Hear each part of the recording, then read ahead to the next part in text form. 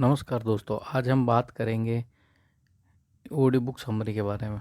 ये बुक है स्टीफन कोवे ने 1989 में the 7 habits of highly effective people, अति प्रभावकारी लोगों की 7 आदतें, उन्होंने इस बुक को लिखा है। इस पुस्तक ने तब से लेकर आज तक आत्म सुधार की दुनिया को बदल कर रख दिया है। ये पुस्तक उन लोगों के लिए काफ़ी महत्वपूर्ण है जो अपने जीवन में सुधार करना चाहते हैं। इस अद्भुत पुस्तक में समझाया गया सिद्धांत आपके करियर या जीवन के अन्य क्षेत्रों में सफलता के लिए उच्च मूल्य का है। इसमें आप अपने पेशेवर और व्यक्तिगत संचार के लिए अच्छी आदतों और फायदेमंद टिप्स सीखेंगे। एक बार जब आप इस पुस्तक में उपयोगी और व्यावहारिक बातों को अपना लेंगे, तब आपको कुछ ही समय में बदलाव का अनुभव होगा। अपने व्यक्तिगत और व्यावसायिक जीवन को बेहतर बनाने का सबसे आसान तरीका सही आदतें विकसित करना है। मनुष्य आदतों से भरा प्राणी है। हमारी दिनचर्या हमारे चरित्र को परिभाषित करती है और वे हमारे व्यवहार पर एक अदृश्य छाप डालती है और अदृश्य शक्ति डालती है, और हम जो कुछ भी करते हैं वह हमारी सोच का परिणाम है। इसलिए किसी भी सार्थक लक्ष्य को प्राप्त करने का सबसे अच्छा तरीका है कि आप खुद को उन चीज़ों को करने के लिए प्रशिक्षित करें जो लक्ष्य को हासिल करने में मदद करेगा। 7 प्रमुख क्षेत्र हैं जहां हम सभी को अत्यधिक प्रभावी बनने के लिए ध्यान देने की आवश्यकता है। इन आदतों को हमने सीखने की जरूरत है। प्रतिक्रियाशील के बजाय सक्रिय होना चुनना, किसी को काम को करने से पहले अंत की कल्पना करना, हमारी प्राथमिकताएं तय करना, सभी लोगों के लिए क्या फ़ायदेमंद है इसकी तलाश करना, दूसरों को पहले समझना ताकि वे हमें समझ सकें, बेहतरीन परिणाम प्राप्त करने के लिए दूसरों के साथ काम करना, एक प्रभावी प्रणाली को चलाना, समय निकाल कर अपने काम को रिचार्ज करना। असली बदलाव खुद से आता है। सफल होने, अपने जीवन को बेहतर बनाने और जानने की आवश्यकता पर बहुत कुछ लिखा गया। 1776 में स्टीफन कोवे ने पाया कि साहित्य को 2 प्रमुख समूहों में विभाजित किया जा सकता है, जो लोग व्यक्तित्व को बढ़ावा देते हैं और जो लोग चरित्र नैतिक सिखाते हैं। सतत परिवर्तन चरित्र परिवर्तन से होता है, न कि व्यवहार परिवर्तन से। व्यक्तित्व नैतिकता का तरीका कमज़ोर है। यह विधि आकर्षक है क्योंकि यह जल्दी सुधार प्रदान करती है। जीवन काल में अत्यधिक प्रभावी होने के लिए आप में अधिक भरोसेमंद दृष्टिकोण की आवश्यकता है। चरित्र नैतिकता एक मार्ग है जो हमें स्थायी विकास और लगातार सफलता की ओर ले जाता है। हमारे चरित्र पर काम करना आसान नहीं है। हमारी दिव्य दृष्टि, विश्वास प्रणाली और आदतों को स्थायी सफलता के लिए समायोजित किया जाना चाहिए। उदाहरण के लिए निष्ठा, ईमानदारी जैसे गुण केवल भीतर से ही आ सकते हैं। वह सीखने की तकनीक नहीं है। चरित्र परिवर्तन के लिए एक बदलाव महत्वपूर्ण है। प्रतिमान वह फिल्टर है जिसके माध्यम से हम अपने आसपास की दुनिया को देखते हैं। जो लोग और 2 लोग एक भीड़ को देखते हुए भी वे पूरी तरह से अलग चीज़ें देख सकते हैं, ये उनके द्वारा उपयोग किया जाने वाला प्रतिमान का कार्य है। नकारात्मक प्रतिमान वाले व्यक्ति में लगातार नकारात्मकता दिखती जाएगी, जबकि सकारात्मक प्रतिमान वाले व्यक्ति को दर्द में भी आराम मिलेगा। प्रतिमान हमारे चरित्र को निर्धारित करता है। सफल होने के लिए आपके पास एक विश्व दृष्टि होना चाहिए। आदत 1 से 7 तक का विश्लेषण। सक्रिय होना। पहली आदत हमें प्रतिक्रिया के बजाय सक्रियता को अपनाने की बात करती है। सक्रिय होना हमें जानवरों से अलग करता है जो बस हमारी उत्तेजनाओं का जवाब देते हैं। अन्य जानवर केवल अपने आनुवंशिक प्रोग्राम के आधार पर प्रतिक्रिया करते हैं। दूसरी ओर मनुष्य प्रकृति के गुलाम नहीं है। हम उन चीज़ों पर प्रतिक्रिया करने के बजाय उनका जवाब दे सकते हैं जो हमारे साथ होती है। दुर्भाग्य से हम में से कई अभी भी सक्रिय होने के बजाय प्रतिक्रियाशील होना पसंद करते हैं। प्रतिक्रियाशील लोगों का व्यवहार और भावनाएं बाहरी परिस्थिति और भावनाओं से निर्धारित होती है। जब कोई आपसे अपना वादा निभाने में विफल रहता है तो वह आपको बुरे मनस्थिति में डाल देता है। प्रतिक्रियाशील लोग जिम्मेदारी लेने में भी विफल होते हैं। जब चीज़ें नियोजित नहीं होती है तो वे अन्य लोगों का या बाहरी परिस्थितियों को दोष देते हैं। सक्रिय लोगों का मानना है कि उनका मनस्थिति या व्यवहार उनके आंतरिक इंजीनियरिंग का एक कार्य है। असफलता के लिए दूसरों को दोष देने के बजाय वे आगे का रास्ता तलाशते हैं। वे जीवन को 2 सेकेंडरित व्रतों के रूप में देखते हैं, अर्थात चिंता का व्रत और प्रभाव का व्रत। चिंता का व्रत उन चीज़ों से भरा होता है जिनके बारे में हम चिंता करते हैं। हमें जिन खर्चों का भुगतान करने की आवश्यकता है, वे ऋण जिन्हें हमें वापस करने की आवश्यकता है, मौसम की स्थिति, बदलते आर्थिक स्थिति आदि। यह व्रत काफ़ी बड़ा है। हालांकि इस व्रत के अंदर एक छोटा व्रत है जिसे सर्किल ऑफ इन्फ्लुएंस कहा जाता है। इस छोटे व्रत में वे चीज़ें हैं जिन्हें हम बदल सकते हैं या नियंत्रित कर सकते हैं। सर्किल ऑफ इन्फ्लुएंस पर काम करने से इसका विस्तार होता है। जब आप उन चीज़ों पर ध्यान केंद्रित करते हैं जिन्हें आप बदल सकते हैं, तो जिन चीज़ों को आप बदल सकते हैं उनमें वृद्धि हो सकती है। लेकिन जब आप किसी ऐसी चीज़ पर ध्यान केंद्रित करते हैं जिस पर आपका कोई नियंत्रण नहीं है, तो आप जिन चीज़ों को नियंत्रित कर सकते हैं वे घट जाएंगे। सक्रिय लोग अपने प्रभाव के व्रत का विस्तार करने और चिंता के अपने व्रत को सिकोड़ने का काम करते हैं। सक्रियता आपको सबसे अधिक कठिन परिस्थितियों में एक उच्च सक्षम व्यक्ति बना देगा।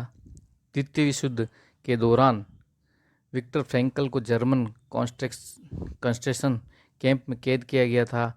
अपनी जेल की यातनाओं और अपमानजनक स्थितियों के बावजूद उन्होंने अपनी परिस्थितियों पर प्रतिक्रिया करने के बजाय जवाब देना चुना। उनका पूरा ध्यान अपने दिमाग पर था, क्योंकि वह एकमात्र ऐसी चीज़ थी जिसे वह नियंत्रित कर सकते थे।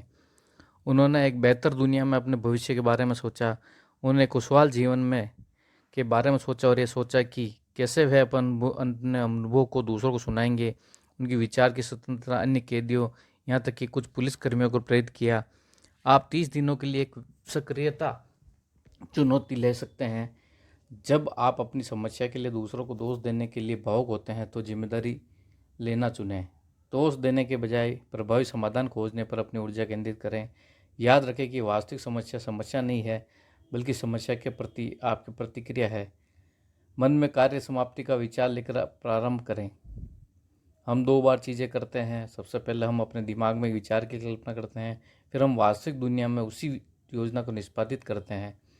हम जो परिणाम प्राप्त करना चाहते हैं उसके बारे में पहले विचार किए बिना कार्य करना हमारे लिए बहुत महंगा हो सकता है। घर बनाने से पहले, कार्य को अंजाम देने से पहले कमरे, आकार और अन्य जटिल विवरणों की संख्या को निर्दिष्ट करने के लिए एक योजना तैयार की जाती है। यदि आप सावधान योजना के बिना किसी इमारत को खड़ा करने के लिए काम करना शुरू करते हैं, तो यह आपके लिए भारी पड़ सकता है। जीतने के लिए आपको कल्पना करनी चाहिए कि आपके लिए जीतने का क्या मतलब है, और फिर काम करना शुरू कर दें। उचित योजना किसी भी लक्ष्य की प्राप्ति की कुंजी है। अपने अंतिम लक्ष्यों को लिखें और इन लक्ष्यों को प्राप्त करने के लिए आपके द्वारा उठाए जाने वाले कदमों को चिन्हित करें। शुरू करने से पहले अंत को देखें। समय से पहले बाधाओं और योजना समाधानों को अनुमान लगाएं। महान खिलाड़ी स्वीकार करते हैं कि वे प्रतियोगिता की कल्पना करते हैं और समय से पहले जीतने की योजना बनाते हैं। यह उन्हें सही दिशा में आगे बढ़ने में मदद करता है। जल्दी न करें, पहले योजना बनाएं, तैयार रहें और फिर ये शुरू करें। यदि आप आज मर जाते तो क्या आप चाहते थे कि लोग आपके अंतिम संस्कार में कहें आप अपना जीवन कैसे जी रहे हैं? आपके निकटतम लोगों का आपके बारे में क्या कहना है? हम में से कई लोग कुशलता से काम कर रहे हैं, लेकिन प्रभावी ढंग से नहीं। हम ऐसे लक्ष्य प्राप्त कर रहे हैं जो अंत में मायने नहीं रखते हैं। एक पुरानी कहावत है कि जब आप नहीं जानते कि आप कहाँ जा रहे हैं, तो आपका लक्ष्य बदलते रह जाता है। कुशल होना कम समय में ज़्यादा करना है। अपने स्पष्ट लक्ष्य को ध्यान में रखे बिना काम करना खतरनाक बन सकता है। इससे आप प्रगति तो कर सकते हैं, लेकिन सही दिशा में नहीं। ये एक सीढ़ी पर चढ़ने जैसा है जिसे गलत दीवार के सहारे रखा गया है। प्रभावी होना उन चीज़ों का पीछा करना है जो मायने रखती है, और ये समझना कि बाकी सब समय और मेहनत की बर्बादी है। उत्पादक लोग बड़ी तस्वीर देख सकते हैं। वे अपने संसाधनों को सही जगह निवेश करते हैं। तीसरा, प्राथमिकता वाली चीज़ें पहले करें। ऐसी बहुत सी चीज़ें हैं जो हमारा ध्यान खींचती है। यदि ध्यान नहीं दिया जाता है तो जो चीज़ें मायने नहीं रखती वैसे चीज़ें को जो मायने रखती है की जगह ले लेगी। उन चीज़ों के बीच अंतर जाने जो भी अभी करना है और जो चीज़ें महत्वपूर्ण है, अपनी प्राथमिकताएं निर्धारित करने की आदत डालें। चुनौती समय प्रबंधन की नहीं बल्कि खुद के प्रबंधन की है। चौथी, सबकी जीत की सोचें। लोगों के साथ आपकी बातचीत में ऐसे परिणाम की तलाश करें जो सभी के लिए फ़ायदेमंद हो। ज़्यादातर स्थितियों में जब हम दूसरों के साथ व्यवहार करते हैं तो हम दूसरों पर बढ़त बनाने की कोशिश करते हैं। हम सोचते हैं कि जीतने के लिए किसी और को हारना होगा, पर यह एक गलत प्रतिमान है। जब हम सभी की जीत के बारे में सोचते हैं तो हम सकारात्मक संबंध बनाते हैं जो लंबे समय में अत्यधिक फायदेमंद होगा। सुनिश्चित करें कि हर कोई जीत हासिल करें। उदाहरण के लिए, यदि आप किसी ग्राहक के साथ सौदा करते हैं और उनसे अधिक कीमत की मांग करते हैं, तो वह इस समय भुगतान करने के लिए मजबूर हो सकते हैं, लेकिन इसके बाद वे किसी और दुकान से खरीदारी करने जा सकते हैं। हालांकि यदि आप ऐसा शुल्क लेते हैं जो दोनों पक्षों के लिए संतोषजनक है, तो आपके पास दीर्घकाल के लिए एक ग्राहक होगा। इस बात की कोई सीमा नहीं है कि साझेदारी किस चीज़ का उत्पादन कर सकता है। जीत की मानसिकता रखने के लिए हमें संवेदनशील और धैर्यवान बनने की ज़रूरत है। ये आदत परस्पर विश्वास का माहौल बनाएंगे जो सभी के लिए फ़ायदेमंद होगा। अपनी पत्नी, बच्चे, माता पिता या काम पर सहयोगी के साथ अपने रिश्ते में जीत जीत की स्थिति प्राप्त करने के लिए आप इस आदत का उपयोग कर सकते हैं। उनसे नए समझौते की कोशिश के बारे में बात करें और कार्रवाई करें। सहानुभूति और उत्कृष्ट सुनने के कौशल पर ध्यान देने की आवश्यकता है, क्योंकि ये हमें उन स्थितियों के लिए जीत जीत के समाधान में मदद करेगा। जब हम स्वार्थी होने, सहानुभूति के साथ नहीं सुनने या अपने वादों को तोड़ने जैसे कार्यों में संलग्न होते हैं तो हम इस मौके को गंवा देते हैं। दूसरी सबसे बड़ी महत्वपूर्ण बात है लोगों को समझने की है। हमें दूसरे लोगों को समझने की पूरी कोशिश करनी चाहिए। वे बदले में हमें समझेंगे। आपको कुछ ऐसा करना होगा जिससे वे प्यार करते हैं, भले ही आप उस चीज़ के प्रशंसक न हो। जब आप गलतियां करते हैं तो आपको बस ईमानदार होने और अपनी माफ़ी के साथ वास्तविक होने की आवश्यकता है। पहले दूसरों को समझें, फिर दूसरों से अपेक्षा करें। आपको कैसा लगेगा जब डॉक्टर आपकी बात सुने बिना आपके हाथों में कुछ दवाई दे दे? क्या होगा अगर आंखों का डॉक्टर आपकी आंखों का परीक्षण किए बिना चश्मा दे दे? वास्तव में आप उनकी बातों और राय को संदेह के साथ लेंगे। लेकिन हम यह हर समय दूसरों के साथ करते हैं। हम शायद ही दूसरों को समझने के लिए सुनते हैं, बल्कि हम सिर्फ जवाब देने के लिए ही सुनते हैं। हम बिना समझे अपनी परिस्थिति और सोच उनके सामने रख देते हैं। यदि हम अन्य लोगों के जीवन पर वास्तविक प्रभाव डालना चाहते हैं तो सहानुभूति के साथ सुनना एक आवश्यक कौशल है। आपको यह महसूस करने की आवश्यकता है कि वे क्या महसूस करते हैं और कैसे सोच रहे हैं। संचार विशेषज्ञ बताते हैं कि हम जो कहते हैं उसका बड़ा हिस्सा हमारी बॉडी लैंग्वेज की भाषा में छिपा होता है। शरीर की भी अपनी एक भाषा होती है। इसका मतलब है कि हमें लोगों को देखने और गैर मौखिक संकेतों और ध्वनियों को सुनने की ज़रूरत है जो वे वास्तविक शब्दों के अलावा बनाते हैं। कभी कभी हमें शब्दों को अनदेखा करने की आवश्यकता होती है। सहानुभूति के साथ सुनने की कौशल हासिल करना कठिन है, पर यह आपके लिए काफ़ी लाभदायक होगा। दूसरों के साथ तालमेल कायम रखें। सम्मानजनक और खुला विचार होना तालमेल के लिए आवश्यक तत्व है। हमारे सोच में अंतर तालमेल को कठिन बनाते हैं, लेकिन अगर हम अपने मतभेदों को स्वीकार करते हैं और व्यक्तिगत विशेषता को पहचानने के लिए तैयार हैं तो तालमेल की शक्ति को कायम रखना संभव हो सकता है। हमें एक ही तरह से सोचने की ज़रूरत नहीं है और न ही हम में समान ताकत और कमजोरियाँ होने की ज़रूरत है। सिनर्जी तालमेल करने के लिए आत्मविश्वास की ही आवश्यकता होती है। हमें खुले दिमाग से रहने की ज़रूरत है।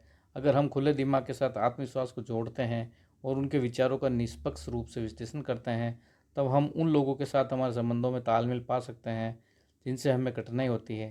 दूसरों को सुनने और उनके विचारों का निष्पक्ष रूप से विश्लेषण करने से हम उनके साथ सार्थक लक्ष्य को प्राप्त करने में सक्षम हो सकते हैं। आगे की धार तेज करने का समय निकालें। अत्यधिक प्रभावी बने रहने के लिए और अपने शारीरिक, आध्यात्मिक, मानसिक और सामाजिक जीवन को बेहतर करने के लिए समय निकालें। अपनी प्रभावशीलता को बनाए रखने के लिए हम अपने बैटरी को रिचार्ज करने के लिए समय निकालना चाहिए।